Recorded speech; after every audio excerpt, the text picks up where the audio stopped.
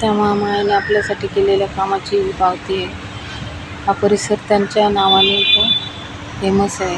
कधी काळी त्यांना आपल्या कार्यापासून वंचित करण्यासाठी बरेच अडथळे आले, पण त्या अडथळ्यावर मात करून त्यांनी आपल्या महिलांसाठी हे विद्यापीठ सुरू केलेलं आहे.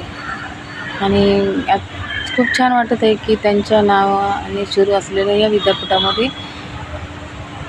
मला यायची संधी मिळाली. इथलं दर्शन झालं, या परिसर मला पाहण्याचा योग आला.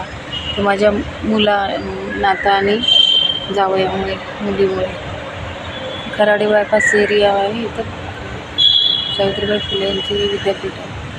गजबजलेल्या एरियात मस्त शांत वातावरण आहे. सध्या त्याची सुट्ट्या असल्यामुळं जास्त रहदारी नाही.